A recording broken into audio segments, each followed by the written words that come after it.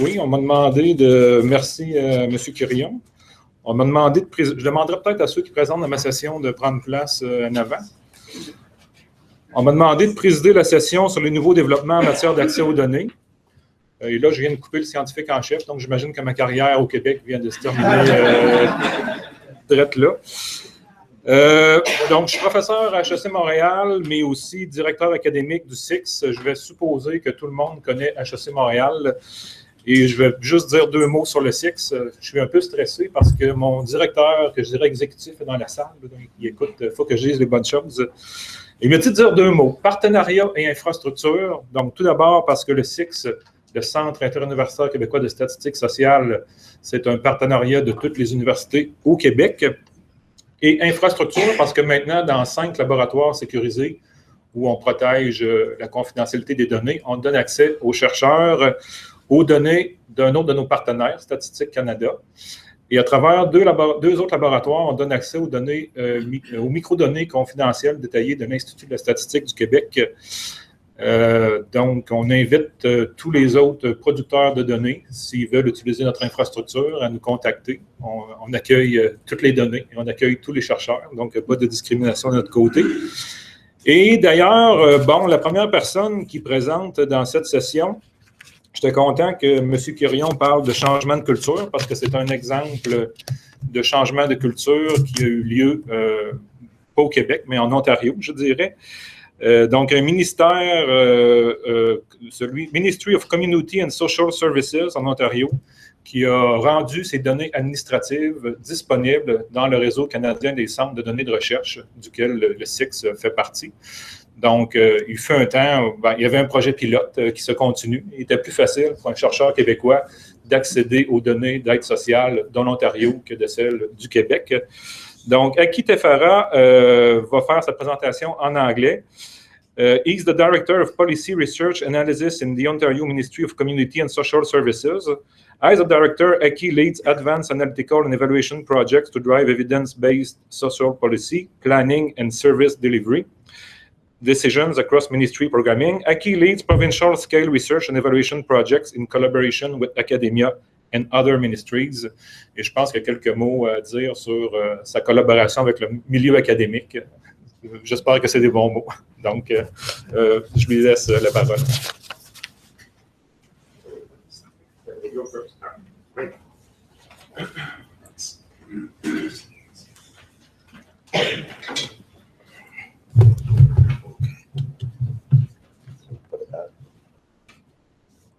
So my slides are in English, sorry, and I'm going to be talking in English. I didn't send the French version of my slides. I wish the chief scientist was here because I wanted to make a point. This is the one right down there. I wanted to make a point. Ontario just opened an office of chief scientist, a new office, and I know that we're going to be learning a lot from Quebec. We are getting into this chief scientist and chief digital officer kind of time that we need to build this strong evidence-based, strong scientific evidence to support a policy decision.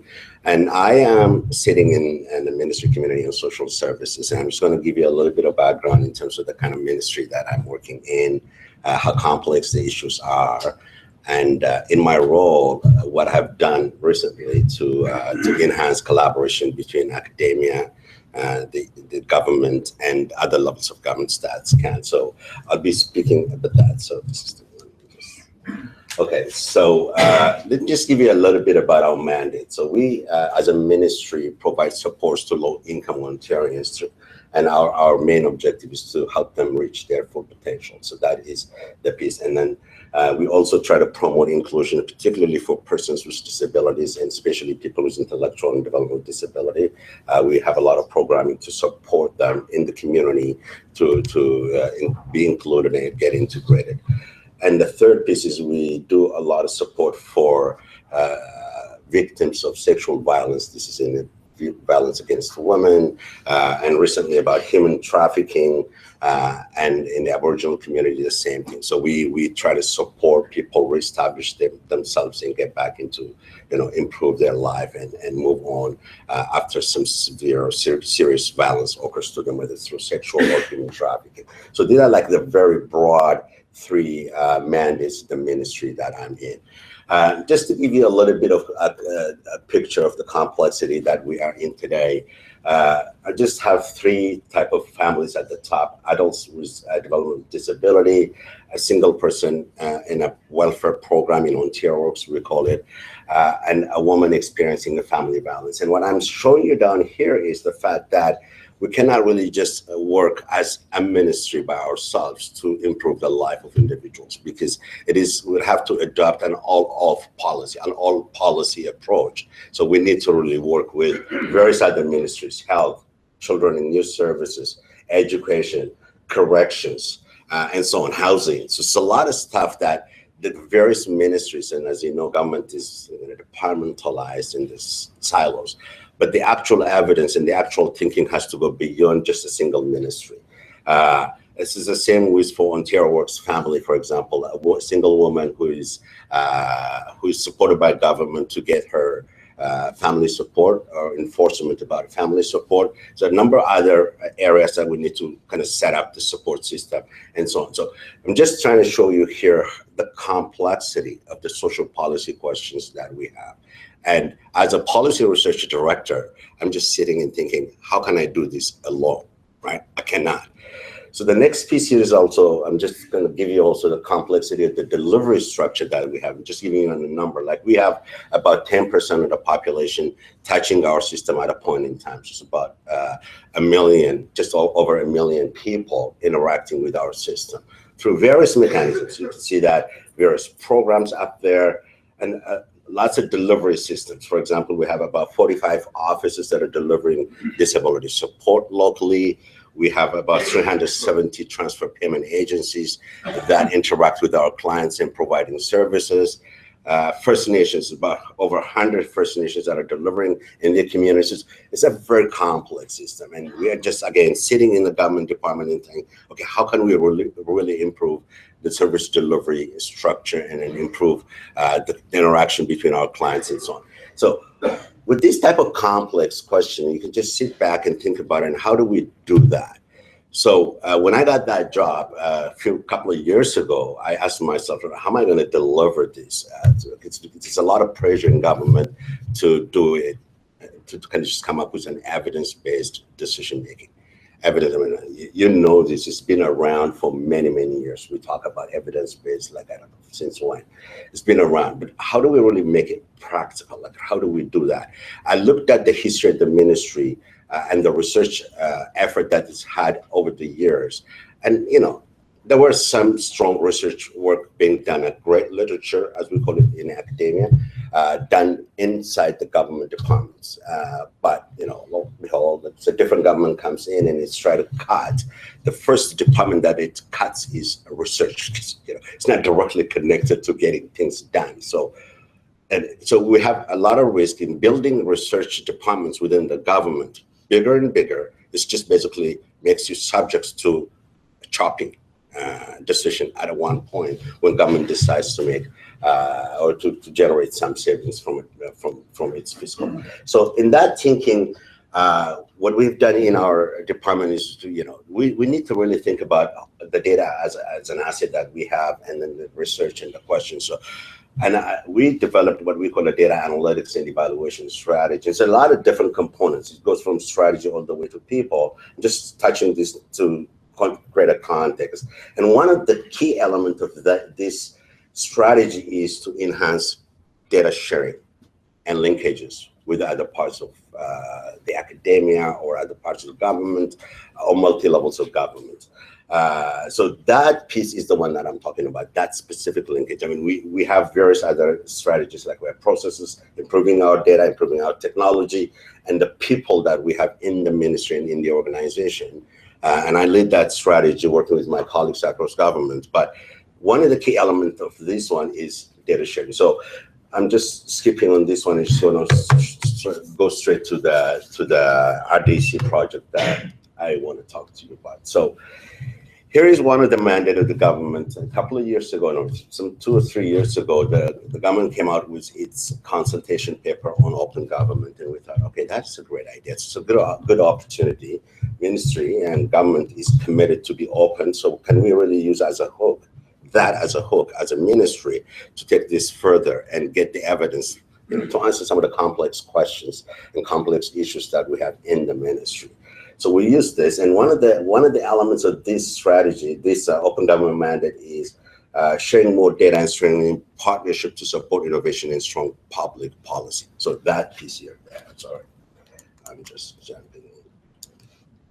Oh, sorry. Let me have touched this in the green one.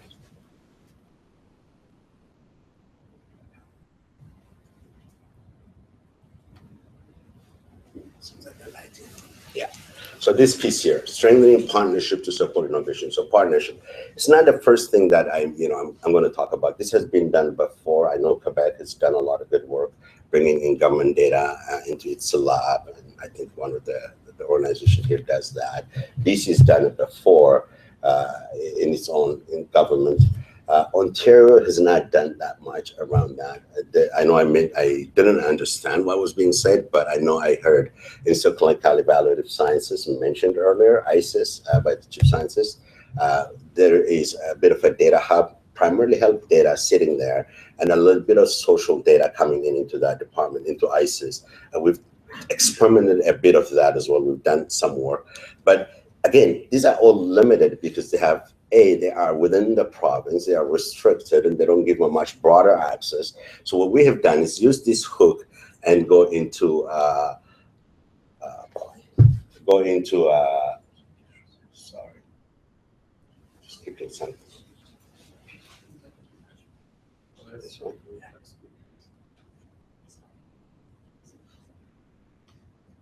Okay. So going to a different model of collaboration with universities. And so we then talked to the two academic directors in Ontario from McMaster and University of Toronto, Michael Baker and Byron Spencer, the two my partners, and I talked to them, and we said, like, why don't we try a pilot that will demonstrate that, liberating data from government department and allowing academics to use that data, inform social policy, support our social policy thinking. And we created what we call an RDC pilot project. And these are like the key objectives that we defined at the time, helping us, so it's about creating, exploring opportunities in terms of access to our ministry's data to improve research in the academic community. For us as a government, we hope to get some good policy idea and evidence. We think that will allow us to kind of improve engagement and collaboration with academia and other levels of government. I'll talk about the SAT scandal a little later.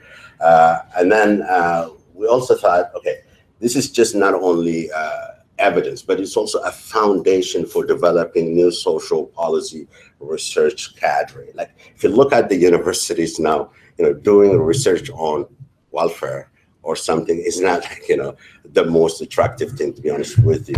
In the 80s and the 90s, when there's a lot of reform happening, social policy area, from the colonial reform time, there's a lot of academic conversation on what it means to the low-income people. That is slightly kind of coming down. If you look at literature that being published through academia, you don't see a lot of that. I mean, there's a lot about childhood, early childhood. There's a lot about education. There's a lot about broader poverty issue, but it doesn't really get into the specific policy parameters that we think about every day when we make a decision around how much we pay people, for example, from an income support perspective. There's a whole new renewed movement around guaranteed annual income right now and basic income, and I'll talk a little bit about that. So we thought this arrangement will also help us create a new generation of researchers, because the data is out there. Grad students will just have access to it. They can play with it and basically get interested, publish something, talk to us, and then through that also I will have some smart people hired in my department. So that's just the thinking, right? So we did that, So it is a pilot project. We call it a pilot because we would like to evaluate it and report back to our ministers. It's a political, it's not easy. It's not, I wanted to make sure that the political masters are comfortable with that. Because when you put out data that size that I'll talk about in the letter, they get nervous. Because, you know, what is that going to tell about our programs? What are they going to say, this academia? What are they going to report? How do you control them?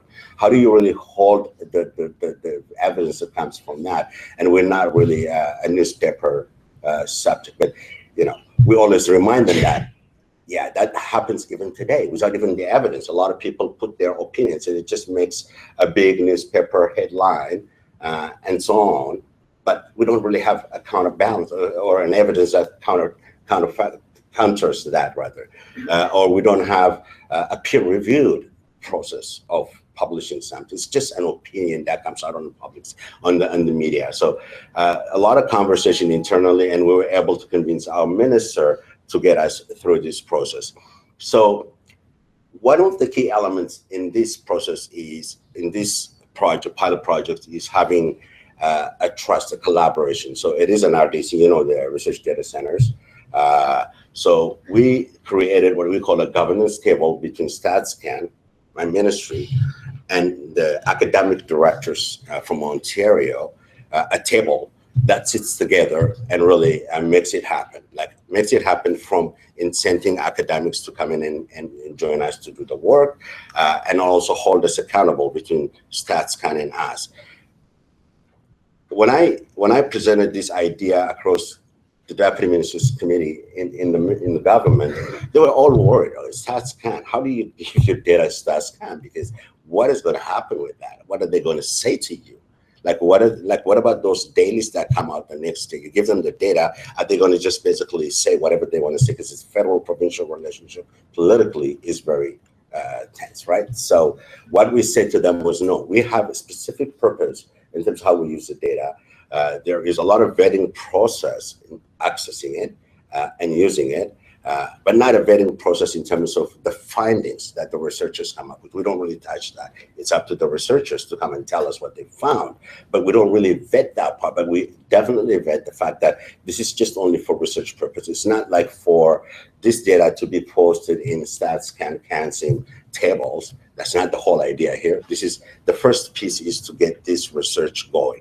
So this governance table is co-chaired by an assistant deputy minister from my ministry, an assistant deputy minister from a Treasury Board Secretariat, Open Government, and the assistant chief of statistician from StatsCan. They meet twice a year. They review what's going on, what happened, audits, and some progress reports and so on.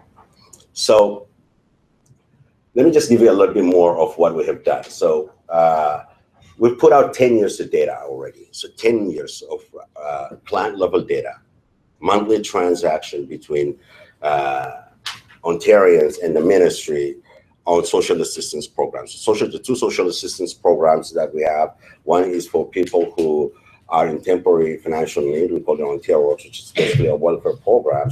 And the other one is for persons who have a more longer term disability and challenges, an Ontario Disability Support Program. At a given point in time, we have about 1 million people relying on that program, just not about 900,000 people, families in there. So we put out about 10 years of monthly data that is de-identified in the sense that it doesn't have the names and last names, but it has a more detailed information about it. So you can, if you're academic, I'm just talking about, so you can internally track people over time. So you can do longitudinal analysis within that data set.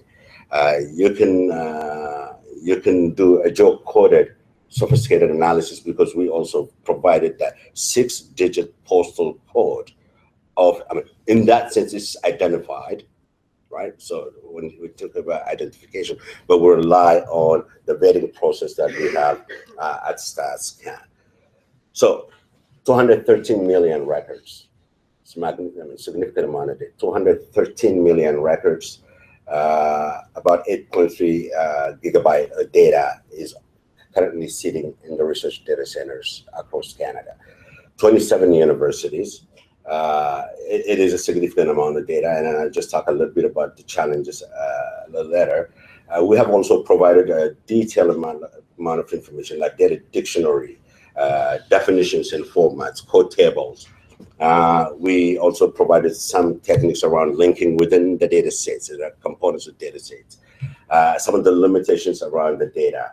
And very importantly, we provided also historical policy changes that we've implemented over these 10 years and beyond to allow researchers to understand sometimes when the data shifts, what can happen, right? So that's and in addition to that micro data, we've also provided since 1990, that's 23 years worth of data, monthly aggregate data, caseload data, we call it, broken down. So for people interested in time series analysis of sums or doing some time series modeling, you have it there, and you can use that and just basically look at using time series modeling approaches to assess policy impacts and policy changes over time. So there's a lot of opportunities here, 132 months of information. I talked about the documentation, the ability to track individuals over time, and then also to assess dependence on the program, whether it is generational or intergenerational. You can do a little bit of that assessment as well, because you can pair parents and children and look at them, adult children, like somebody who's 17 in 2003. You can also check them if they are as an adult in 2013 in the program, and so on. So there's a lot of that capacity to do time series analysis, panel data, geocoded analysis, as I said, and some kind of controlled experiment. Right? It's not quite a controlled experiment. It's like different kind of modeling, because you have different programming in our delivery structure. We have 47 municipalities delivering different type of employment program. So you can look at the impact of different approaches to policies and look at a difference in different kind of model. Some limitations, we could have given more data, again, names and last names and social insurance number. We haven't done it because it's a pilot work right now. We haven't provided some additional data. There are asset taxes. It's a program that is, as they call it, very intrusive, and you know it from Quebec as well. Very intrusive. In order to be eligible for government money, we need to know a lot more about you, right? So we ask you, do you have a house? Do you have a car? How much is in your cash checking account? And so on. So that's a very intrusive program. So we collect a lot of that information. Not only we collect, we verify those. So a lot of that data is really good data about the health and wealth and human capital of the individuals we serve. So 1 million people in Ontario, if you have that information, and the low income side, I don't know if SAS can generate that kind of information, because, you know, there's a lot of underreporting, misreporting when you do survey for that population, for the low income population. So administrator data is the way to go. So that is a great opportunity, and you know, with all these limitations, I think there's a lot of work that can be done. So what we have done was so we had some hiccups in this process. You think the StatsCan and the RDCs are really big data departments. When we pushed the data, the pipe was bursting. Like we were not able to actually transfer the data over to the RDCs, because this is a huge magnitude data for StatsCan, to be honest with you. I was shocked that StatsCan was not able to absorb this type of data. And I was like, wait, why? You know, it was the first the RDCs, it was the first time they are getting that massive data, what we call a baseline transfer once. We've done it with other departments of Canadian government, like ESDC, but StatsCan didn't have that. There are some data challenges, and you could look at it. I know you're going to make this available, right, to the audience, right, this deck. So you can see that there are some missing values and codings and questions, which we, through a process, we fixed some of these gaps. You know, what I'm trying to say here is when we came up with this idea, the two options we had. Let's work, clean up the data, spend time organizing it and making it research ready, as the academics want to call it, and put it out, or put it out and work together and build it. So these are the two options that I had. And we said, you know, let's put it out now. It was good timing. Political, situations were really fertile for us to take it forward and then implement it, and then we can work on some of the other pieces later on. If you, as a government department, sit and say, okay, let me invest my time first to make this data research ready. First of all, your data has limitation. As a government department, we know our data is self-selected. It doesn't have the other people that we don't serve. So there's a lot of limitations. But at the same time, there are actually limitations because it is created to deliver programs, not for research. But we try to convert that and spend time organizing it. It's going to take ages. So to me, taking a risk and collaborating with the academic to clean it up, it was one of the most important decisions that we made. And through the process, both the government department and the academics were working together to get it where it is. I'm almost done, okay? So these are the research projects that are currently underway. I mean, there are about 18 research. I can give you a little bit more detail about this research. It's about 20 research projects that were proposed. Two of them we thought that they don't really meet the institutional criteria. We check whether the data can answer those questions, and we tell them no, you can't, and so on. But there are 15 research projects that are currently underway, and then a lot of these are either established academics or graduate students. Particularly, that makes me fascinated because when I see a PhD student or a fresh postdoc student using our data, there's a lot of value there to use, just basically. So that is great. So 15 research projects are currently underway. A lot of them are around long-term attachments, recycling behavior, some geocoded mental health and social assistance program analysis, and then the difference between the two programs, the two policy regimes that we have in the system. And you can see that it's not in one place across. There's one from West Manitoba. It's actually, there's one from Nova Scotia. It's not active right now for whatever reason. But we have about 15 research projects that are currently underway. Few of them were back to the department and reported, like a couple of them came and presented in a ministry. There was a couple of presentations at the Canadian Research Data Center Network in Toronto this past, like last year, a year ago now, and so on. So we are currently evaluating the pilot projects. That's why we call it pilot. We're evaluating it. And the whole idea here is to improve the relationship with StatsCan and us and the research data centers.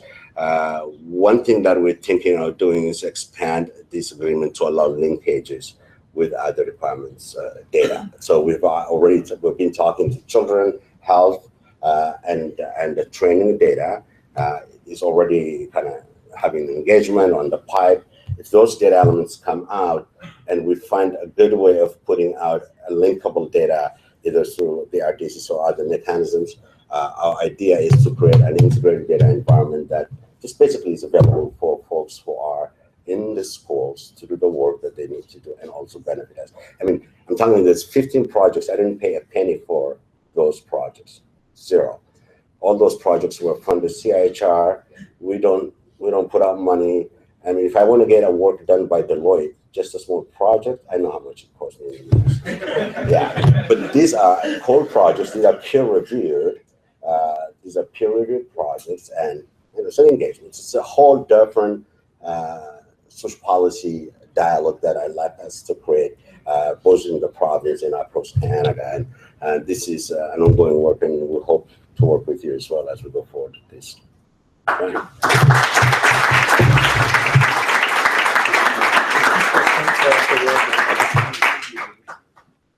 On va garder les questions pour la fin de la session. Donc, si vous êtes chercheur académique puis vous avez la bave aux lèvres à cause que vous vouliez avoir ces données-là, si vous êtes dans le milieu gouvernemental et vous avez aussi un peu d'écume à la bouche parce que vous voudriez avoir les budgets pour préparer les données pour les chercheurs comme ça, vous êtes invité à vous essuyer parce que c'est pas très beau. Et on va continuer avec Lynn Barr-Telford de Statistique Canada. Je vais faire une courte présentation. Is the Director General responsible for the Health, Justice and Special Surveys branch at Statistics Canada. Elle va parler surtout de ce que fait Statistique Canada pour rendre plus utiles toutes les données administratives qu'ils ont à leur disposition, les rendre plus utiles avec les données d'enquête. Donc, ils ont créé un environnement de couplage. Mais je vais vous voler sa présentation. Je l'invite je ne sais pas comment... You want the one in French or the one in... N'importe.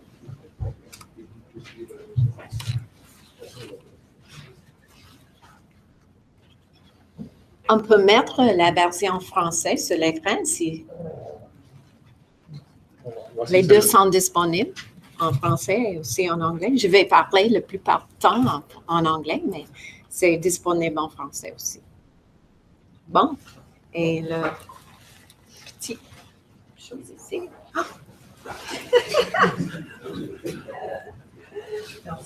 Alors, c'est quoi le bouton qui ne fonctionne pas?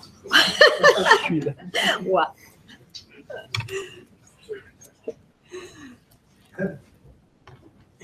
Thank you so much for the invitation to be here. And I want to just, first of all, thank my colleague from Ontario for introducing a very, very good example of collaborative work and for really helping me a lot with my presentation in advance, because when I was trying to come up with a title on what is it exactly that we're talking about today at Statistics Canada over and over and over again, this is it. So I talk on a daily basis about social data integration. So how are we going to address all of those various circles that you saw on the slides from my Ontario colleague in a context in which we actually kind of work pretty siloed? So how do we figure out social data integration? And we talk about that more and more and more every day.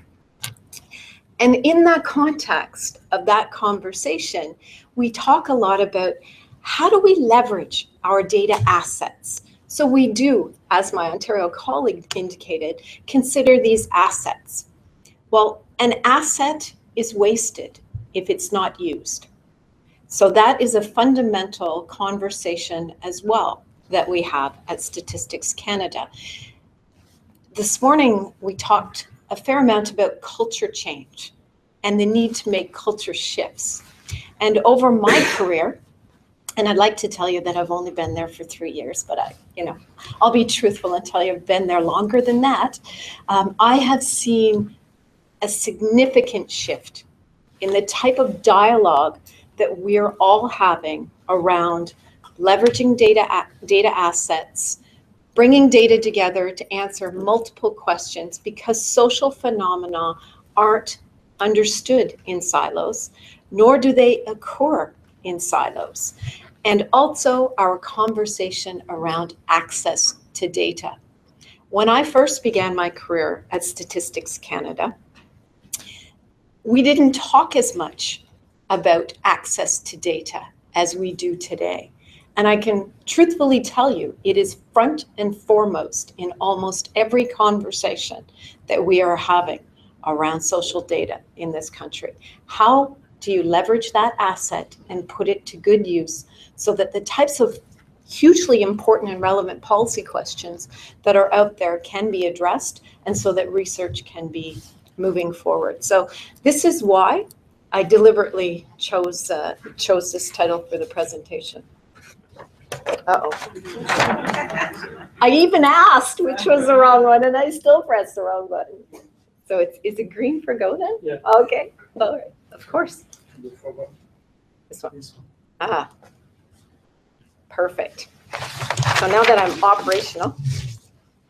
So I don't mean to leave everybody in a sad spot by talking about rain clouds, but there are some very real situations that we're all facing in the world of data and in the world of trying to leverage these data assets. And we're not in a world where there's an abundance of resources. So we are all trying to maximize available dollars. I think that's the reality that we all face. Unfortunately, the slope of our response rate graph is going in the wrong direction. So where we would very much like to be seeing it going this way, it is actually going that way. And although the Canadian population was incredibly generous with its time for the census, thank you everyone, We very much appreciate that. The reality of the situation is we are dealing with falling survey response rates. And there's a number of reasons for that. One of those is just sheer respondent burden. There is so much demand on individuals' time these days. So many sources of competing information asks that the willingness to spend huge amounts of time with us is not as prevalent as it used to be. There's also, of course, conversations around privacy concerns. When you open a newspaper, you're bombarded with the challenges in the privacy domain that we all face today. So it is a very real conversation. And so it's time to talk about how do we leverage multiple data assets? How do we pursue the alternatives in a very innovative and reflective way? So I like the sun. There are many ways that we can respond to this current environment. The first and foremost way that we can do this is to talk more and more about using administrative data. We have a long, long history at Statistics Canada of administrative data. We have hundreds of administrative data files, and we've been dealing with them since the very dawn of the Bureau of Statistics back in the early days. So this isn't new for us in terms of administrative data, but the ways in which we want to leverage administrative data and the discussions about how do you bring administrative data pieces together, that is the new area that we're seeing. We are really talking about prioritizing survey content. What are the things that we absolutely must ask Canadians? And there are many. So it's not that often. In fact, I would challenge you, it's very rare that you will ever be able to measure someone's health behavior in the way that we can measure it if we have to go to Canadians and ask them.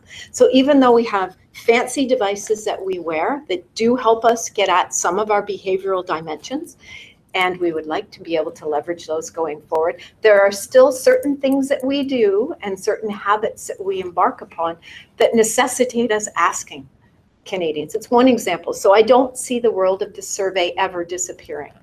But I certainly see us getting much, much more clever about prioritizing the types of content. And we have talked, as I said, about bringing data together. Administrative data, some folks call it big data or data from alternative sources, survey data, putting it together, leveraging that access, and fundamentally having it available for use. Because as I said, an asset that's created that is not used is a wasted asset. So some of our strategies, we talked about the use of administrative data, and there's a lot of different ways we can use that. And I'll get into that a little bit more on some of the ways that we're seeing the possibility of using administrative data. Really, really, really important are partnerships. So my colleague from Ontario spoke this morning about a fundamental and fantastic opportunity on working together and how much that can create opportunity across the country in different spheres. Working together also helps us avoid the duplication of effort.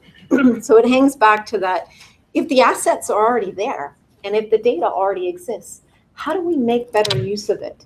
And how do we render it more accessible? So partnerships are absolutely key from our perspective, and having very productive partnerships with the research community, with the policy community, with a federal family, and across our provinces and territories. So big P for partnership for sure.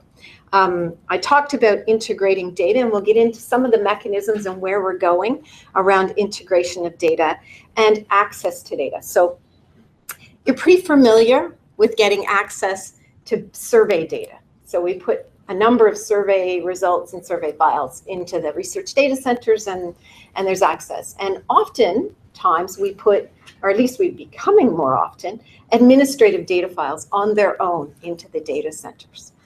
But the next frontier of access to data is access to the linked data. So that if we are going to create a new asset by integrating data, it's having the mechanisms to be able to have those linked data sets in the social domain, within the research data center community. And that has a lot of implications to it. And some were asked about this morning in terms of documentation and how do we have the tools and the capacity. And I think those are all absolutely crucial questions. But at the outset, what I want to very much leave you with the message is that we want to render data linked assets available as well. So what can we do if we bring all of these pieces together? There are so many opportunities, and Benoit, please keep me honest on my time, because honestly, I get so excited about this. I could stand up here and I'd be here tomorrow at this time. And these are the types of opportunities that really are before us, and they're very exciting. So we have a whole lot of longitudinal surveys. We're not as active in the longitudinal survey business as we used to be years ago, but we have these very large, long scale history of longitudinal data. And we believe that we can expand its life. And we can do that by linking it to other data sources, primarily administrative data sources, and creating outcome files. So we'll talk a little bit more about that. That's a huge opportunity because as a country, we've invested in these data resources. So this is something that's really exciting for us and we are working on. We'll talk a little bit more about that. There are also a number of data gaps. I am absolutely sure that if I went around this room, you could, each one of you, give me off the top of your head, just like that, 2 data gaps, and it wouldn't take you long to come up with those. There are many data gaps facing all of us. So one of the ways that we can address some of these data gaps is to make innovative use of some of the data sets that already exist, integrate them to others, and hence fill a gap going forward. So we'll talk a little bit more about that opportunity. You can also do some really, really interesting new things and create new data development. One of the areas, and I'm going to show you some results, is the whole notion about how do you measure recidivism. If my colleagues from StatsCan are watching, I will change back to the accepted terminology. However, recidivism within the justice systems, it's linked to many multiple social determinants. At StatsCan, we call it recontact because we actually can't measure reoffending, but we can measure your recontact with the system. That's a new data set. That's a new way to think about moving forward. That's exciting for us. And also, we have the opportunity, if we can integrate data, to better understand some of the vulnerable populations. I was so struck by your circle diagram and the number of vulnerable populations within that, and how much is required to truly peel the onion, if you will, and understand the upstream and the downstream factors around vulnerable populations. So these are all pretty exciting opportunities for us. So how do we do that? And why StatsCan? Why do we get so excited about that? What do we bring to the table? There are many advantages that we bring to the table. We have developed over the course of a lot of years, a lot of expertise in dealing with bringing data together, data linkage, estimation with data linkage, generic kind of softwares and so forth. So we have a fair amount of expertise to offer and a lot to learn still, by the way. And we have a very strong legislative framework. So we talked a little bit this morning about privacy and so forth. We take it very, very seriously when we bring information together. Very seriously. By nature, it's an invasion of privacy every single time we do that. So we talk about the projects. We have record linkage processes that we go through, a very, very, very strong policy regime that we follow to really address, is this in the public's interest? Is it so much so that it warrants the violation of privacy? Those conversations are an absolute must. They're ingrained in our legislative framework. They're ingrained in our policy and our directive framework back at the shop. So we're also pretty transparent, quite frankly. Everything we do is on the website. Every single linkage project is posted on the website. So it is very well known what it is that we do for Canadians. So, and we think that's important. It is a violation of privacy, and therefore we do report out on it and are accountable for that. And as I said before, we're talking a lot about accessibility. So we have the desire, we have the opportunity, we've seen culture shifting in this way. We have a lot of excitement about this. The other things that we need to have in place are the tool sets. So this is this funky little diagram that you see up here has taken a little while to get to this nice little diagram. And it really does encapsulate what we call the social data linkage environment. If you would like to leave here with another acronym in your bundle of acronyms, it's SDLE en anglais. So essentially, what you see at the center of this environment is the individual, because this is a person-based environment. And we have created this linkage capacity in this, and back at Statistics Canada, for so many reasons. All the reasons about bringing data together, but also all the reasons about having a privacy-assessed framework that allows us to do this kind of work in the way that Canadians expect us to go forward in this kind of work. So in a nutshell, what this is an environment where we have, I'm going to use my hands here, what we call a derived record depository on one side. So it is, for all intents and purposes, a tombstone data set. It is housed separately, it is privacy controlled, it has very limited access, and it has only the basic information that one would want to have on individuals to allow us to perform linkages. That's it, that's all. So there's no health data in there, there's no other types of labor data within that data set. That data set is basic tombstone data. We also have on the other side what we call the key cabinet or the key registry. Once a linkage is made to that depository from another data set, we have a key. So we know how this key and that key match. And then we keep those keys in a separate file under lock and key, pardon the pun, and very much available to be able to allow us to do record linkage and linkage projects in a nice, efficient way. Because once you have a key set, it's a little bit more efficient to do linkage. But it's over here and separate from there. And also separate is the outcome.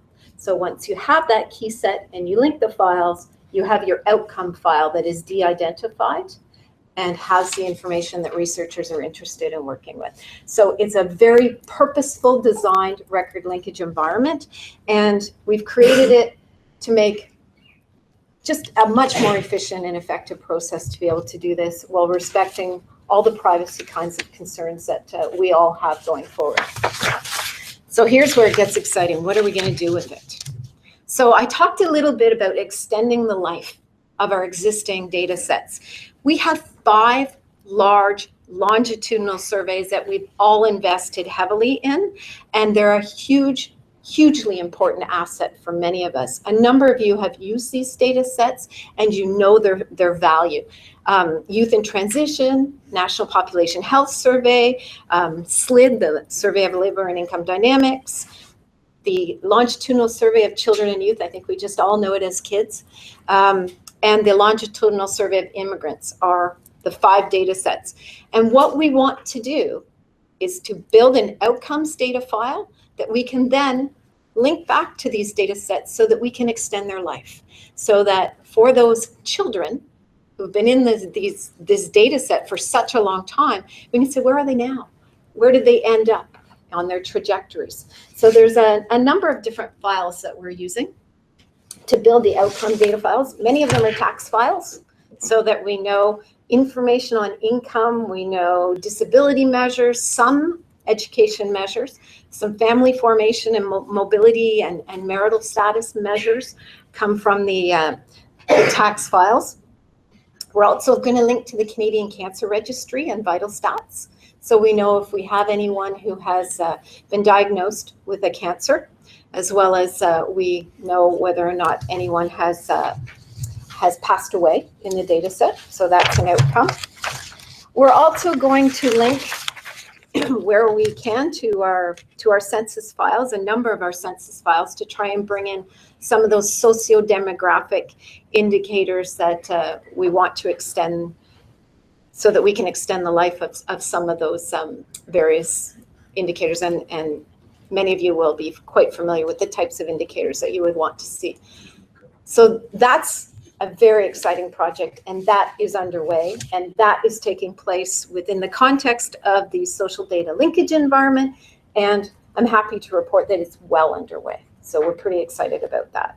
There's also a lot of work happening in our analytical studies branch, where they are bringing together multiple administrative data files to build new data assets. So bringing together jobs information with health information, with income information, with education information, again, to build really new data sets. And there's so many advantages to being able to do that with an administrative data set. You're very limited sometimes when you're linking to a survey, because as you know, we have a small sample size and you're trying to find the needles in the haystack sometimes. Within the administrative data set, it's a fairly large data set. You really increase your probabilities of having these linkages and having full data on the various individuals. So there's a lot of good reasons to want to do this, and there's such scope for granular kind of analysis. So this is exciting. And they're also working with survey data, doing the same things. This is just a teaser for you on the it's an excerpt of some of those data files, the outcomes, if you will, of their linkages that are happening within the analytical studies branch. So linking hospitalizations to mortality data to tax data to say, what's the repercussion of a cardiac event on your future employment, on your ability to generate income, and so forth. These are hugely important questions, and the only way you can really get at them is bringing these data sources together. So that's one example. Education, similarly, bringing registered apprentice data together with income data, together with record of employment data, and so forth, so you can see what the outcome is of that educational trajectory. Just another example of the kind of work that's taking place. So this is my domain. This is where, so justice, I promised you we would talk a little bit about recontact and why this is so exciting. So one of the things we do not currently have is individual data on people who have passed through the justice system. So I have a colleague back at the Canadian Centre for Justice System who likes to tell me on a regular basis that we can trace a hog to market in this country, but we can't trace an individual through the justice system. So that's about to change. Working with the province of Saskatchewan, which is another example, like with our work with Ontario, we have built a partnership and a collaboration to pilot what we could do if we could trace individuals through the justice system. Would we be able to then measure recontact?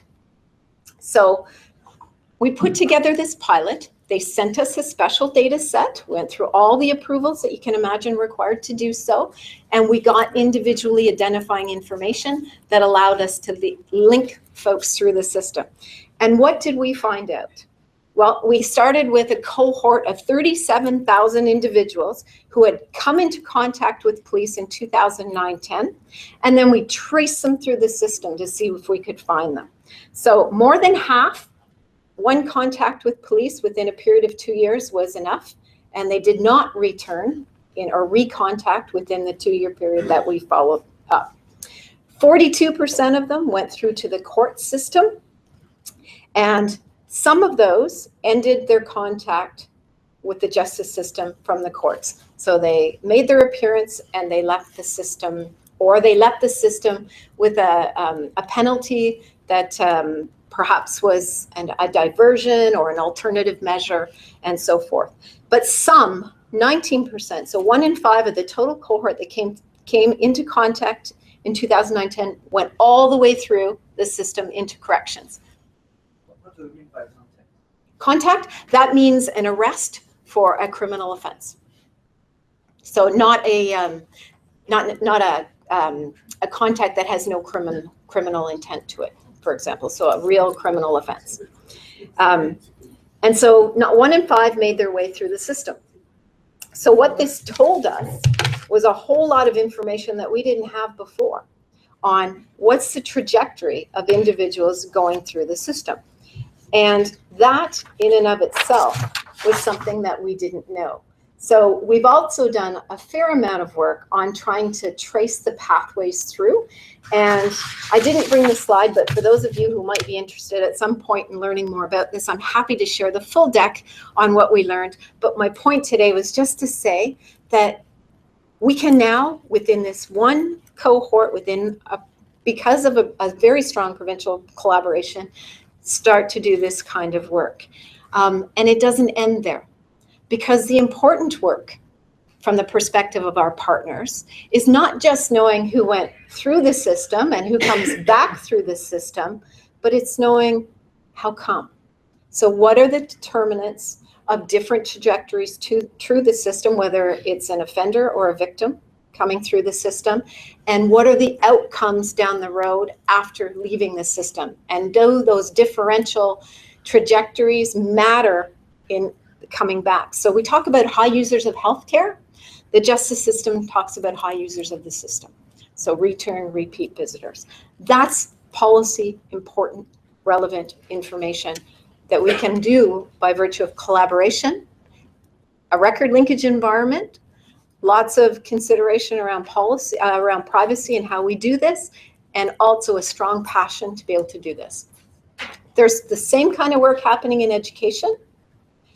Very much interested in pathways and trajectories. There's also the same kind of innovative work going on to build new data within the cancer registry. We don't know cancer treatment, but by linking to hospital records, we can add cancer treatment information to the cancer registry, another area where this exciting work is happening and taking place. At the end of the day, it's very, very exciting, but as we've talked about today, access is incredibly important. And we have a very large continuum of access at Statistics Canada, from the go onto the website and get aggregate tables, all the way to microdata access within research data center environments. And as I talked to you, that's front and foremost in our conversation. So thank you so much for sharing some time with us this morning. I appreciate it.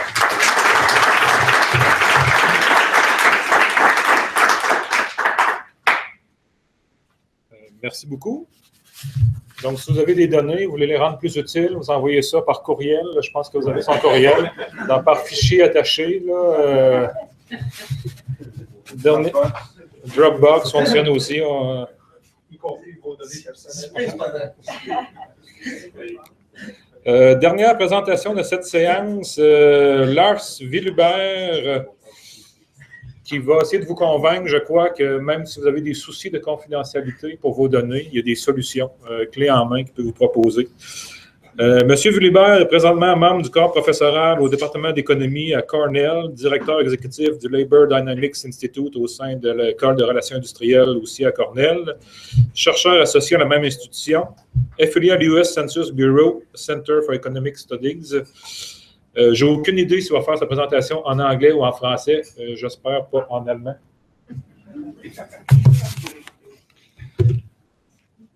T'inquiète pas, eu vou falar português.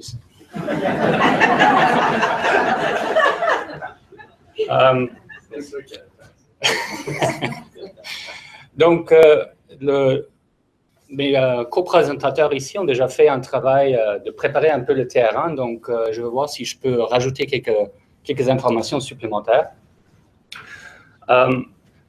Comme ça a déjà été mentionné, le fait qu'il y a des données administratives qui sont au sein du système de statistiques officielles, pas seulement des statistiques qui sont disponibles uniquement aux chercheurs, sont présentes, ça date d'il y a longtemps. Chez Statistique Canada, je vais parler un peu du contexte américain, ailleurs aussi, ils sont là depuis un peu plus qu'un demi-siècle. C'était le fondement, en quelque part, des cadres d'analyse que nous avons tous vus. D'ailleurs, c'était un peu la motivation derrière Ivan Filagi's travaux originaux qu'on cite encore aujourd'hui, qu'on utilise encore aujourd'hui. Et de plus en plus, ils deviennent des sources elles-mêmes en isolation dans leur silo des données qui sont publiées. J'en cite quelques exemples. Il y a des nouvelles sources qui se rajoutent, etc. Donc, on peut faire des analyses et des publications qui sont innovateurs, qui sont riches en nouvelles informations, qu'on les lie à d'autres affaires ou pas. Mais l'inquiétude date aussi de ce temps-là. De qu'est-ce qu'on fait avec ces données-là, qu'on les lie ou non à d'autres fichiers. Les inquiétudes sont depuis l'aube, en fait, de cette utilisation-là. Déjà, et le contexte actuel est particulièrement pertinent. Déjà dans les années 60, aux États-Unis, on parlait d'un National Data Bank. Et le vocabulaire utilisé à l'époque rassemble drôlement au vocabulaire aujourd'hui utilisé dans la Commission on Evidence-Based Policy, dans le but de créer un grand fichier lié qui permet de faire l'analyse comme il faut pour améliorer la politique au prix d'une perte, en quelque sorte, de la vie privée. À l'époque, et l'analyse, il y a plusieurs articles qui ont été écrits là-dessus, justement en amont de la Commission on Evidence-Based Policy. Je dirais que les chercheurs n'ont pas tout à fait expliqué ce qu'ils voulaient faire avec ces données-là. C'était merveilleux, mais comment ça, nous sommes des personnes de confiance, donnez-nous toutes ces données-là sur vous et oubliez la vie privée. Et un peu en conséquence, il y a des lois plus restrictives qui ont émergé dans le contexte américain. On croirait qu'on a appris nos leçons, mais le recensement australien, dernièrement, a suscité un peu les mêmes soucis, les mêmes craintes par rapport au jumelage de données. Et ici, on parle de quelque chose que vous avez tout marqué ou non dans votre recensement canadien, à savoir si vous permettez que vos données soient utilisées dans le futur aux chercheurs, etc. Et on parle dans longtemps. Mais de garder des informations identifiables pour longtemps pour pouvoir faire le lien avec d'autres bases de données. C'est exactement le même contexte que dans les années 80 a tué le recensement allemand parce qu'on gardait trop longtemps des fichiers, des données identifiables, etc. Donc, ce souci de la vie privée est là depuis longtemps. Je dirais par exemple que mon titre pour comment protéger ces données-là est trompeur. C'est un piège. Parce qu'en quelque sorte, c'est pas que parce que les données sont liées qu'on va devoir développer de nouveaux processus. Qu'est-ce qu'on sait maintenant, comment protéger ces données-là? On a longtemps travaillé avec des données publiques, public use files, avec des tableaux. C'est le cas le plus classique de la publication, c'est qu'on va créer des tableaux avec des techniques qui ont évolué avec le temps. La suppression, on va rendre ça plus agrégé, on va échanger quelques fichiers et à la limite, on va introduire un peu de bruit, de bruitage dans les données, etc. Mais on dit que ça ne marche pas pour des données qui ont des thin tails, la distribution est mince, etc. Les données de business sont l'exemple classique. C'est la distinction même dans le système canadien. Si vous voulez des données sur les personnes, vous allez dans les centres de recherche. Mais si c'est pour les entreprises, etc., c'est plus confidentiel. Allez-y dans un contexte plus restrictif. Mais plus généralement pour des données rares.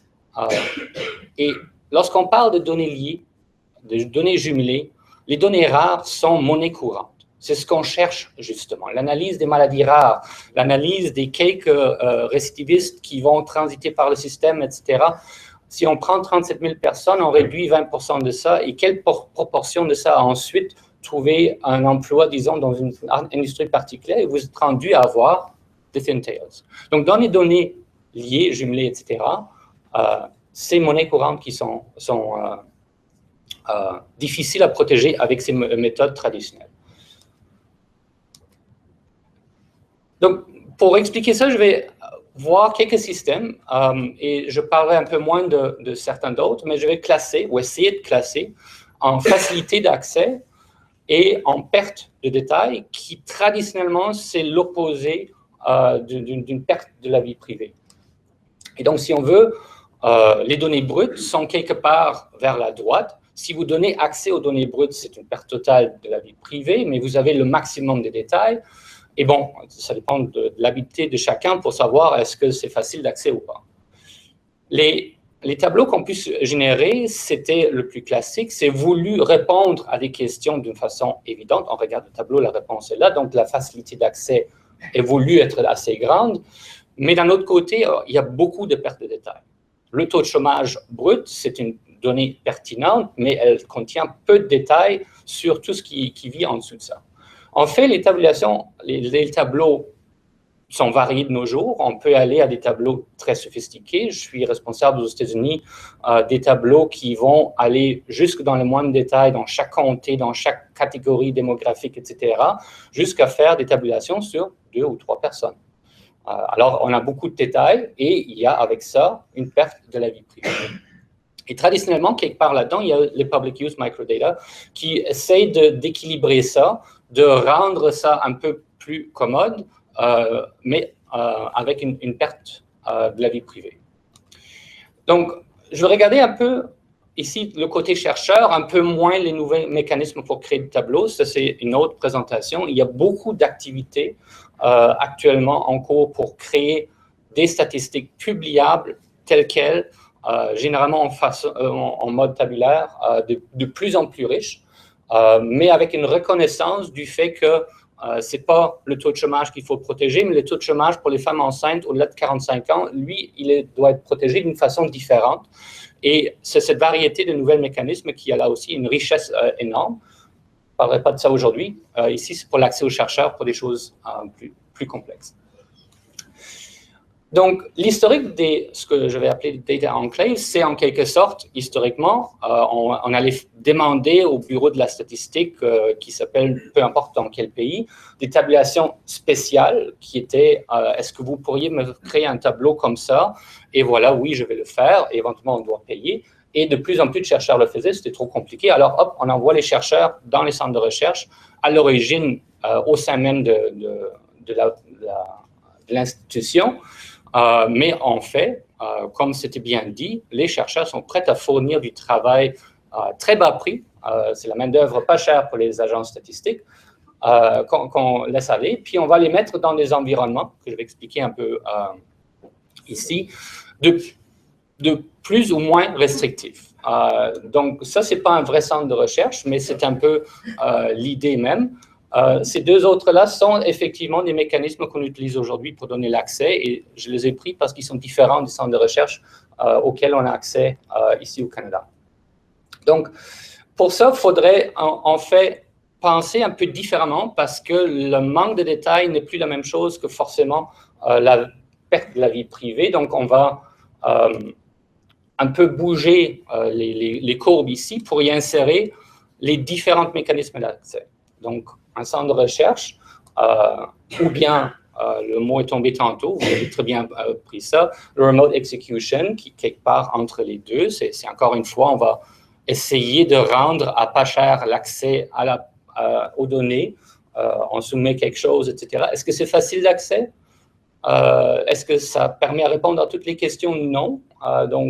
Mais c'est un peu, pour certaines personnes, plus facile d'utiliser qu'aller dans un centre de recherche. On peut avoir ce que je vais appeler les thin clients qui sont sur le bureau du chercheur et qui permettent l'accès aux données. C'est quelque chose, je ne sais pas si entre-temps il y en a au Canada, mais c'est par exemple en France, c'est la façon de procéder. Et ensuite, il y a simplement, vous accédez à distance de votre ordinateur personnel.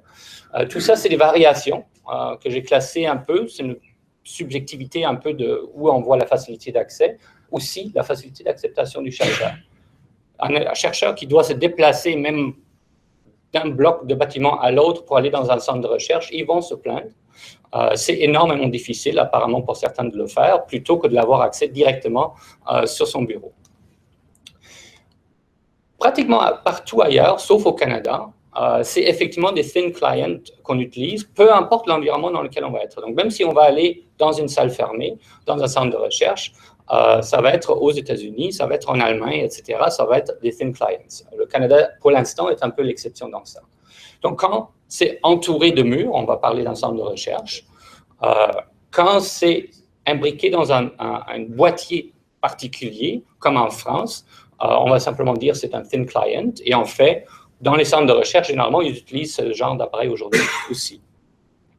Et finalement, quand vous installez le logiciel sur votre desktop, etc., mais c'est protégé, vous ne pouvez rien copier, ça a besoin de logiciels ou de gugus spécial pour y accéder. On va parler un peu de software thin client ou un truc comme ça, avec un mode d'accès, avec une clé individualisée, etc., qui est par exemple disponible à certains employés des agences statistiques ou qui est disponible par exemple si on accède aux données danoises ou finlandaises, etc. On peut y mettre des contrôles supplémentaires, une adresse IP, c'est seulement cette adresse-là qui peut le faire. Les Français utilisent l'identification biométrique avec leur boîtier en plus et avec en plus une carte. Donc, on met plusieurs couches là-dessus et ça satisfait aux contraintes, aux restrictions légales qui encadrent l'accès dans ces différents environnements-là. Chaque pays est différent. Chacun a choisi une configuration différente qu'on ne peut pas forcément retracer parce que la loi dit que ça doit être comme ça, mais plutôt ça a évolué dans la compréhension de tous les acteurs du système pour arriver à une implémentation particulière. En fait, je vais rajouter une autre façon qui est par exemple celle au Danemark, par exemple, mais qui existe dans d'autres domaines aussi, ce que je vais appeler le self-disclosure. Et ça ramène un peu la question de la confiance et de la relation avec l'accès. Parce que la discussion qui fréquemment est là, vous protégez ces données-là contre des méchants, contre les intrus qui veulent faire bien de dommages avec ces données-là, mais nous sommes des gentils, nous sommes vos collaborateurs, on ne veut rien faire de mal et on sait ce qu'on fait. Donc, deux de ces choses-là sont vraies, mais une ne l'est pas forcément, parce que ce n'est pas toujours vrai qu'ils savent comment protéger la vie privée. Et ça affecte en quelque sorte comment on procède, pourquoi on vous enferme dans une salle fermée où vous n'avez pas le droit de sortir avec du papier, pas le droit d'entrer avec le téléphone, etc. Donc, il faudrait protéger contre les méchants, mais permettre aux bons de faire leur affaire. Mais comment est-ce que vous savez que ce sont les bons? Ça soulève des questions d'identification et ça donne, par exemple, différentes catégories qu'on a un réseau, un centre de recherche, etc., qui permet de dire, OK, voici dans le réseau, certaines personnes ont accès, d'autres n'en ont pas, ou bien on signe des contrats, ou bien, comme dans le cas danois, où on vous donne libre accès au système, on vous donne même libre accès de sortir les données que vous voulez, mais on va vous vérifier. Et il y a des contrats en place pour sécuriser tout l'accès et de mettre des pénalités. Des pénalités qui sont crédibles, c'est-à-dire si un chercheur fait une gaffe, ce n'est pas seulement le chercheur qui, lui, va avoir des conséquences lourdes, mais c'est toute l'université qui est coupée, tous vos collaborateurs, tous vos auteurs, etc. Ça permet l'accès outre les frontières. Il y a des gens que je connais qui ont des collaborateurs danois ou suédois, etc., qui accèdent à ces données-là à distance, à partir des États-Unis ou du Canada, etc. Et quand eux, ils font une gaffe, c'est leur collaborateur danois qui va en prison. Ça marche jusqu'à présent. Anciennement, ce système-là était un peu un old boys network. Si vous connaissez quelqu'un, vous avez accès aux données. OK, je connais quelqu'un dans le ministère, il va me l'envoyer, je promets de le protéger. Et lui, il le sait. Généralement, ça marche très bien. Ça marche très bien parce que généralement, faut faire exprès pour faire quelque chose de négatif, mais à savoir si c'est vraiment souhaitable que je me rappelle encore de mes années de postdoc à York, il y a quelqu'un, je ne me rappelle plus du nom, c'est bon pour lui, qui me dit « Ah, j'ai encore cette cassette dans mon tiroir quelque part, il y a des données avec le numéro d'assurance sociale dessus. Croyez-vous que je devrais les détruire parce que j'en ai plus vraiment besoin ?» Rien n'est arrivé, mais c'est ces risques-là qu'on essaie de mitiger en mettant ces différents modes d'accès. Mais en fait, mettre le self-disclosure comme un accès supplémentaire est une division artificielle. On pourrait le combiner à n'importe quoi ici. Le remote execution peut être fait de cette façon-là aussi. On vous permet de faire n'importe quoi, on vous permet de sortir après formation n'importe quoi, et on va vous vérifier de temps à autre pour voir qu'effectivement vous avez fait ça comme il faut. Remote tabulation, c'est un peu une façon de faire le remote execution, mais axé sur des tableaux, pas sur l'analyse en modèle, etc. Donc, je vais mettre ça un peu de côté. Donc, la partie cruciale là-dedans, c'est de savoir, les chercheurs, comment est-ce qu'ils savent ce qu'il faut faire? Comment les agences statistiques doivent savoir ce qu'il faut faire pour protéger la vie privée dans tout ça? Donc, souvent, on va dire, c'est un modèle, c'est parfait, ça peut sortir. C'est un tableau, non, ça ne peut pas sortir. Et en fait, c'est plus compliqué que ça en général. Généralement, ce que je dis, c'est que les systèmes qu'on a traditionnellement, c'est l'atteinte à la vie privée par compte-gouttes. Chaque publication d'un résultat d'une régression est une diminution de la partie confidentielle de cette base de données. Là, si on avait une infinité de régressions qu'on pourrait rouler, on pourrait justement publier toute la base de données. On ne le fait pas parce qu'on fait que c'est compliqué, que vous devez attendre 3 mois pour avoir vos résultats, que c'est quelqu'un d'autre qui doit le regarder. S'il ne le comprend pas, il ne va pas le sortir, etc. C'est une limitation artificielle qui a comme seul but parce qu'on ne comprend pas vraiment comment comptabiliser tout ça. Les systèmes automatisés sont généralement axés sur les tableaux. Et donc, ils ne s'appliquent pas dans ce contexte-là. Il y a d'autres méthodes qui sont actuellement en cours, mais ils sont en cours d'être développés. On va parler de noise infusion upon computation, c'est-à-dire vous allez faire rouler vos régressions, mais ce n'est pas votre régression qui va sortir, c'est une régression sur des données perturbées qui va donner le résultat final qu'on va vous envoyer. Est-ce que ça marche dans tous les contextes? Non. Donc, est-ce que ça répond à tous les critères? Non. On va faire la perturbation des coefficients de régression, des coefficients qui sortent d'un modèle. Est-ce qu'on sait comment faire ça dans tous les modèles? Non. Donc, c'est des méthodes qui sont en train de se développer, mais pour l'instant, ne sont pas vraiment prêts à pouvoir donner l'accès à toutes les différentes méthodes. Donc, qu'on reste dans les modes traditionnels, et ça revient donc à dire, il y a tout ce système qu'il faut gérer. On avait parlé qui a droit à accès. Il faut que ça reste des gens de confiance, mais ça reste aussi des institutions de confiance. Si on parle d'augmenter le réseau, si on parle d'un réseau québécois, je pense qu'on peut énumérer pas mal et avec connaissance toutes les universités, les institutions de recherche, etc. Si on parle du Canada, c'est peut-être plus vrai que quelqu'un qui est protecteur d'une donnée d'un certain ministère, c'est quoi toutes les petites institutions de recherche quelque part en Alberta, je doute fort. Donc, il y a un processus de certification à faire là-dedans. Si les Français veulent donner l'accès aux données à des institutions québécoises, à des chercheurs québécois, comment est-ce qu'ils savent que c'est une institution réputée? Ça peut s'appeler HEC, mais nous, on a HEC ici, c'est le seul à Paris. Donc, comment faire cette méthode-là? C'est pas évident. Et donc, par exemple, Eurostat a un processus de certification des institutions que le système français songe à adopter parce que ça leur facilite le travail. Qui est réputable, qui ne l'est pas, peut être très varié. Et développer et écrire des contrats avec chaque institution. C'est un travail qu'on peut, au lieu de faire un contrat avec chaque chercheur, on peut faire un contrat cadre et ensuite, ça simplifie beaucoup la gestion des contrats et les contrats individuels que chacun va signer. Les demandes d'accès, idéalement, c'est un problème. Vous avez tellement de demandes d'accès qu'il faut le faire, mais une fois qu'on est rendu là, il faut gérer ça. Il faut faire la formation. La formation sur ce qui est la confidentialité que vous devez protéger et comment la protéger. Comment documenter vos demandes d'accès. J'avais entendu plus tôt les demandes d'accès aux données. Il faudrait dire aux chercheurs comment le formuler, c'est une partie de ça. Comment est-ce qu'on doit formuler l'accès à l'information? Comment est-ce qu'on doit formuler une demande de divulgation? C'est une formation qu'il faut donner. En France, par exemple, si on vous donne accès aux données confidentielles, on vous invite à Paris pour une session de formation de 3 heures, obligatoire. Si vous passez par là, vous n'êtes pas certifié pour accéder au système. Il y a ensuite toutes les modes d'accès. Même si vous avez juste une carte qui vous permet d'entrer dans le centre de recherche, il faut la gérer. Si vous avez un accès à distance plus facilité, il faut la gérer. Donc, ce n'est pas évident. Il y a un coût à tout ça. Dans le système canadien, c'est plutôt les fournisseurs de données qui vont payer StatCan ou CIQSS, etc., à fournir les données. Dans le système français, il y a un coût à l'utilisateur, un coût à l'utilisation. Effectivement, vous achetez l'accès, la location de l'appareil, l'accès par personne, parce qu'il faut l'identifier, l'enrôler, etc.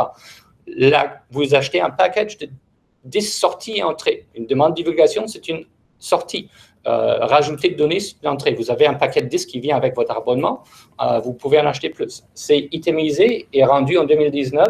C'est recouvrement des coûts total, plus aucune subvention à attendre. C'est le but. Est-ce que ça va marcher? On va le savoir en 2019. Et ensuite, comment faire la divulgation? C'est toujours le point contraignant, idéalement avec du staff désigné. mais les utilisateurs. Il faut les former pour que, justement, on décharge un peu les employés pour le faire. Il faut leur donner les outils. Et en cas de problème, par exemple dans self-disclosure, il faut vérifier ça. Il faut pouvoir mettre le marteau sur le fait que quelqu'un a fait une gaffe. Il faut la punir, il ne faut pas la cacher. Il y a des économies d'échelle là-dedans. Donc, quand on bâtit ces réseaux-là, il y a mondialement de plus en plus une tendance de créer des grands réseaux. Aux États-Unis, les réseaux des centres de recherche, que lorsque j'ai commencé à travailler avec ça, il y en avait 8 nodes, 8 centres, sont rendus à avoir plus qu'une trentaine. Et les fournisseurs ont sauté sur l'occasion. Ce n'est plus seulement le Census Bureau qui fournit des données, mais c'est entre autres 8 autres ministères qui ont embarqué là-dessus, qui commencent lentement à fournir des données dans ce réseau-là parce qu'ils ont vu l'utilité. En France, le Centre d'accès sécurisé aux données a une quinzaine de ministères qui fournissent des données. Ils comptent ça comme une centaine de sources de données. Donc, chaque base de données, c'est une source. Il y a plus que 400 points d'accès parce qu'ils sont situés dans les bureaux des institutions. Et il y a des accès outre-frontières. Donc, il y a des accès aux données en Grande-Bretagne, en Allemagne, en Espagne, etc. Et on avait déjà entendu les cas du Canada. L'avantage de créer des réseaux plus larges, ça a été soulevé avant, c'est de briser les silos. Il reste qu'on va élargir on va faire un méga silo, mais ça reste un silo tant que ce n'est pas universel. Et l'accès outre-frontière, c'est le grand problème pour l'instant encore. Ça reste un problème en Europe. Ça fait une dizaine d'années qu'ils discutent comment faciliter ça au sein même de l'Union européenne. Dans certains cas, ça reste une discussion à l'intérieur du pays. En Allemagne, on ne peut pas forcément accéder à toutes les données des différents ministères.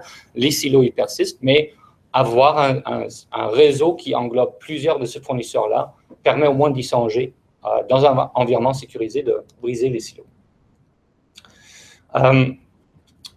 Donc, en somme, il y a un continuum de modes d'accès auquel il faut songer. Dans le système canadien, par exemple, on connaît certains modes d'accès. On a remote execution avec ses difficultés. On a les centres de recherche au sein même des centres de recherche, la partie fédérale, la partie provinciale dans plusieurs cas.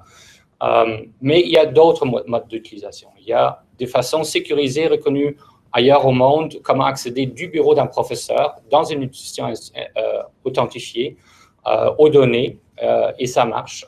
Il y a plusieurs centaines de chercheurs qui font ça en France à tous les jours, et ça augmente l'acceptation par les chercheurs, ça réduit le coût quand on passe par un réseau pour les fournisseurs de données aussi.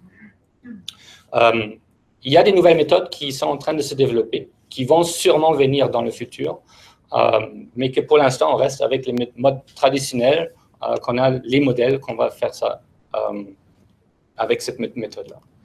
Un petit des choses, la transparence, la réplicabilité. On le souhaite parce que ça permet de révéler l'information, comment est-ce qu'on a fait cette analyse-là, est-ce que c'était fiable. On va apprendre pour justement accélérer ce cycle on va apprendre du premier qui l'a fait parce que le deuxième va être là. Mais ça va aussi devenir un problème parce qu'il va falloir prouver qu'on a droit d'accéder à ces données-là. Il faut devoir de plus en plus prouver qu'on a fait l'analyse comme il faut. Et ma crainte, c'est que certaines publications réputables vont de plus en plus dire c'est fait sur des données confidentielles, l'accès est compliqué, on ne peut pas le répliquer, vous ne publiez pas ici. Donc, il faut trouver aussi des méthodes d'archiver, d'augmenter la transparence tout en gardant ça. Et beaucoup de ça passe par la transparence et surtout la documentation. Donc, je vais finir avec ça. Et merci.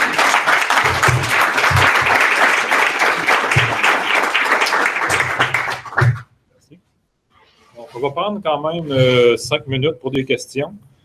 Si je résume ce qu'on a vu jusqu'à présent, si vous êtes producteur de données, il est possible de rendre ces données-là disponibles. Il est possible de les rendre plus utiles en les couplant avec des données sociales qui existent.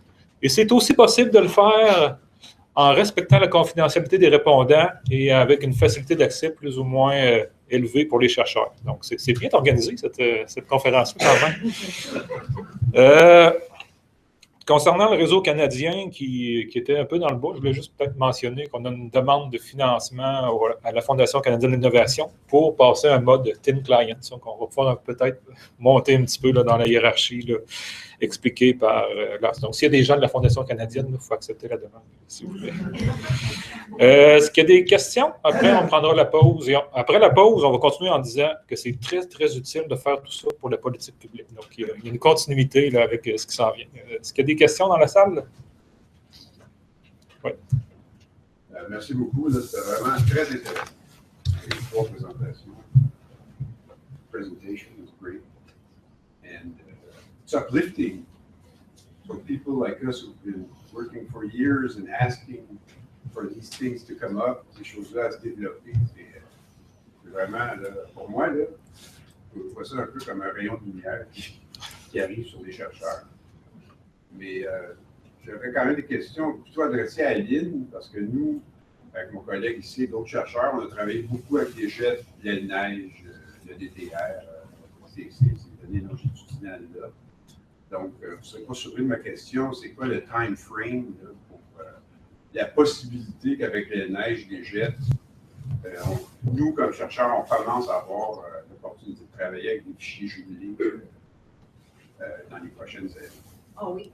On est en train maintenant de finir le couplage avec ces fichiers.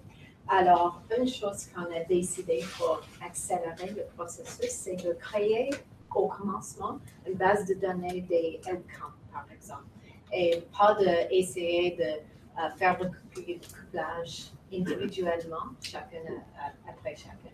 Alors, on est en train maintenant de finir le couplage. J'ai entendu que on a livré le dernier fichier pour un des couplages. Alors, on est proche. J'ai pas la date finale, mais on espère dans quelques mois d'être plus proche que ça. Il faut aussi faire la documentation. Ça, c'est absolument clé parce que il y a des questions qui restent. Qu'est-ce qu'il faut faire avec les points, par exemple?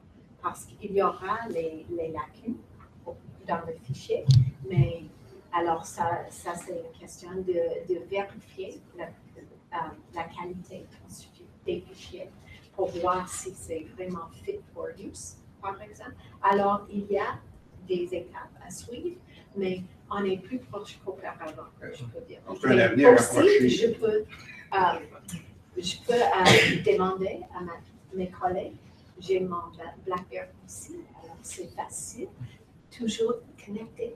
Alors, je peux poser cette question pendant la pause et peut-être je vais recevoir la date. Merci. Okay. Oui, je vois Joanne. Question pour Lynn également. En ce qui concerne, on a parlé de jumelage de données santé. Certaines de ces données-là résident dans les banques de données provinciales. Est-ce que, quand Aklilu parlait aussi de jumelage de données administratives, est-ce qu'il va y avoir concertation ou collaboration de sorte que ça ne soit fait deux fois ou que les mêmes données soient jumelées entre la province de Québec et les autres provinces pour que ça soit comparable? Ça, c'est une très, très bonne question. C'est jamais simple. Ça, c'est quelque chose à dire dans cette situation. Mais on travaille très proche avec les provinces, comme la province de l'Ontario, par exemple, pour qu'on puisse voir s'il y a des mécanismes à suivre pour le faire. On a maintenant disponible à Statistique Canada la base de données pour les hôpitaux, c'est le DAD. En anglais, c'est le Discharge Abstract Database. Je n'ai aucune idée comment dire ça en français, je m'excuse. Mais ce fichier, c'est disponible à Statistique Canada. Ça vient de CIQSS et on a une entente avec eux pour un échange de données avec les provinces et les territoires. Alors, il y a déjà des fichiers disponibles à Statistique Canada. Le registre du cancer, par exemple, on gère ce fichier-là à Statistique Canada. mais les conversations continuent. Hier, j'avais une conversation avec une de nos partenaires provinciaux pour voir si ce serait possible de recevoir des données en ce qui concerne la santé pour les high users, par exemple, du système. Alors, jour après jour, on a des dialogues, des conversations, mais c'est jamais simple. Et c'est parce que c'est difficile pour tout le monde. Il faut respecter les lois en ce qui est la vie privée, par exemple, mais aussi c'est de trouver une façon de mieux collaborer. On a parlé un peu, Ontario et moi, ici, de c'est quoi le succès, c'est quoi le recette, par exemple, pour avoir plus de succès. Et je pense, à mon avis, c'est de trouver un mécanisme pour un échange entre les deux. C'est impossible pour Statistique Canada de seulement recevoir les données sans avoir une vraie collaboration avec nos partenaires, un échange d'informations, de rendre les fichiers plus utiles, par exemple. Mais je pense que, comme Ontario dit, Statistique Canada can't just suck in the data. Il faut trouver une vraie collaboration. Alors, ce n'est pas une réponse simple, mais je m'excuse, mais ça continue. Je suggère qu'on prenne la pause tout de suite. Il y a du café, je crois, qui nous attend. On reprendrait dans 10 minutes pour la prochaine séance. Merci beaucoup.